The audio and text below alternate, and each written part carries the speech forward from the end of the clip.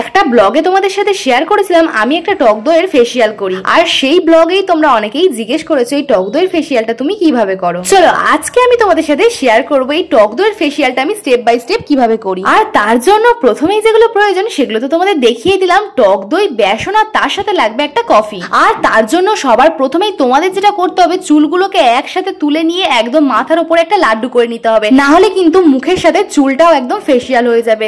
আর আমার কাছে একটাও হেয়ার ব্যান্ড ছিল না, জানো তো। তোমাদের কাছে যদি হেয়ার ব্যান্ড থাকে অবশ্যই করে সামনে থেকে একটা হেয়ার ব্যান্ড দিয়ে চুলটাকে ভালো করে আটকে নেবে। চলো এবারে বেশি কথা না বলে ফেসিয়ালটা স্টার্ট করা যাক। স্টেপ নাম্বার 1 হচ্ছে কি যে ক্লিনজার, যেটা আমি সবার প্রথমে দেখাবো। আর এই নাম্বার 1 ক্লিনজারই আমাদের সবার প্রথমে প্রয়োজন টক দইয়ের। আর বিশ্বাস করে এই টক দইয়ের প্যাকেটের মুখটা খোলার সঙ্গে সঙ্গে এর গন্ধটা শুকে না মনে হয় মুখে ফেসিয়াল না করে খেয়ে নি। হ্যাঁ, তোমাদের মধ্যে কারা কারা টক দইয়ের ফেসিয়াল করতে বেশি পছন্দ করো না টক দই নিয়ে খেতে বেশি পছন্দ করো, সেটা আমাকে অবশ্যই করে কমেন্টে জানিয়ে যেও। আর তোমাদের মধ্যে কম বেশি হয়তো অনেকেই জানো এই টক দই আমাদের স্কিনের জন্য কতখানি কার্যকারী। কি স্টেপ নাম্বার 1টা তোমরা ভালো করে মন দিয়ে দেখলে তো?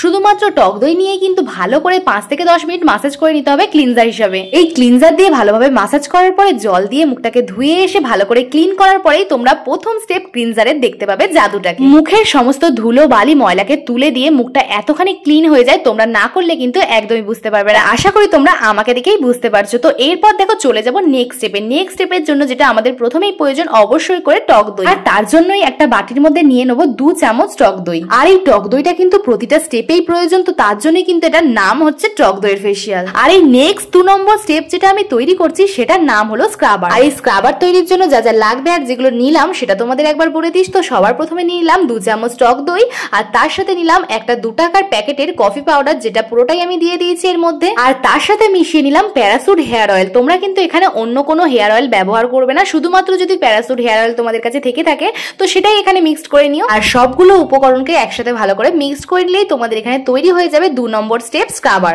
এবারে এই তৈরি করে ফেলা স্ক্রাবারটা দিয়ে ফেসে ভালো করে 5 থেকে 6 মিনিট ধরে মাসাজ করে নিতে হবে। আর এই কফি পাউডার আমাদের স্কিনের জন্য জানো তো কতখানি উপকারী।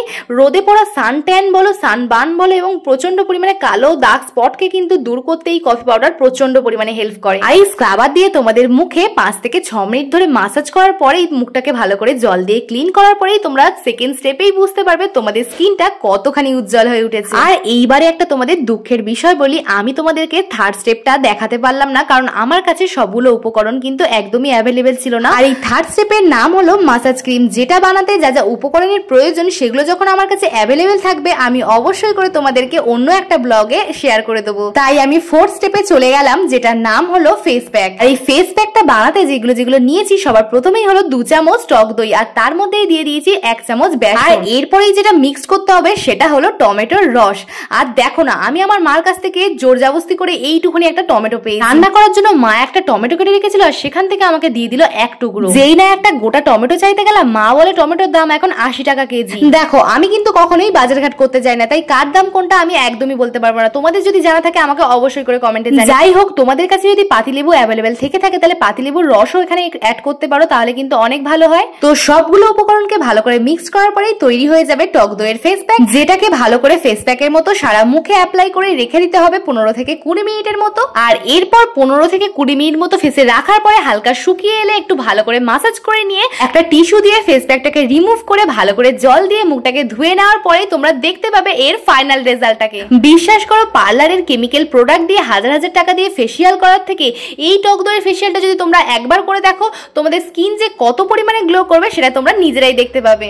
আর সব শেষে তোমাদের ব্যবহার করা টোনার আর ময়শ্চারাইজারটা অ্যাপ্লাই করতে কিন্তু একদম ভুলবে না। আর আমার এই ফেসিয়ালটা করার পর তোমাদের কার কেমন রেজাল্ট এসেছে সেটা কমেন্টে জানিয়ে যেতে কিন্তু একদম ভুলো না।